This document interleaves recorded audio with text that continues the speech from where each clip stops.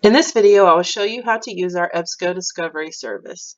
EBSCO Discovery Service is a great resource because it not only searches our physical collection within the library, it also searches all of our EBSCO databases at the same time. So it's a very broad search you can use. And there are two ways to get to EBSCO Discovery Service. You can click on the box from our library homepage that says EBSCO Discovery Service. Or you can click at this in this first box that says using the library, start here. And when you click on that page, it'll bring you up to our LibGuides homepage, which includes an EBSCO Discovery Service search box. And so in the search box, so we wanted to search for John the Baptist, you can limit your results here to only full text, which means the entire text is viewable online. Catalog only, which would just bring up books we have in our physical collection, or peer-reviewed, which would narrow your journal articles down to ones that are peer-reviewed, which is most professors would prefer you use for journal articles.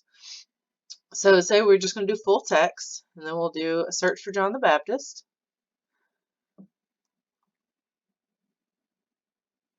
And at this point, I've already logged in, so it took me straight to the home page. But when you first select it, away from campus, you'll need to sign on with your email credentials for North Greenville. So this will be your North Greenville email username and then your password. And once you do that, it will hit login and it will take you to the search screen. But once you have your results, again, on this left-hand side, you can narrow it down even further than you could on the search screen from our LibGuide homepage. So we've got the full text, you've got peer-reviewed, which is great for journal articles.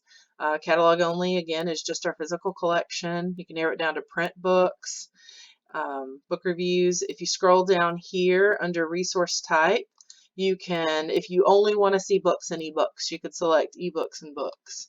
That's an option, or academic journals. You can narrow it down however you wish here. So to look at some of our results, this first result is a physical book, which is in our collection. And right here it tells you the location is our general collection upstairs in the library. And then it also gives you the call number here. So it doesn't show you the status on the screen, but if you click Retrieve Catalog Item, it will take you to our online catalog and give you more information, including the status. So this book is currently available, so it should be on the shelf upstairs under this call number. Okay. If we go back to our search results screen, it shows you some academic articles we have available. And here it shows you what format. So this one is available in PDF as well as in HTML full text. And if you click on one of the results and bring it up, it'll show you kind of a abstract outline of what the article is about. If you scroll down, it shows you the article in many cases.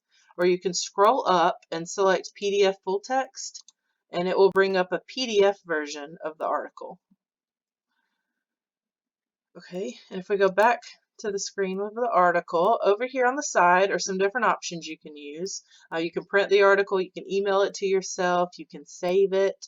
The citation option is the starting point, but please do not rely on it to be accurate. You need to make sure that it is in the correct format for your class. These aren't always 100% correct, but it is a good starting point.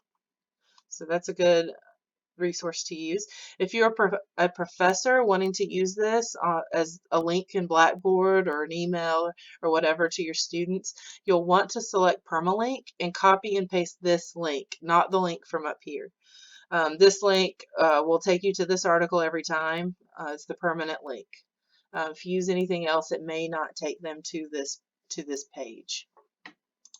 Okay, back on our search results, as we scroll down, here's an ebook, John the Baptist in History and Theology. You can download it to your computer, or you can look at the full text. It works in a similar way. And I hope this helps you in your EBSCO Discovery Service search. We'll do another video where we look more in depth at ebooks and our ebook collections. If you have any questions about EBSCO Discovery Service, please don't hesitate to email our reference department at reference@ngu.edu, and they will be glad to help you.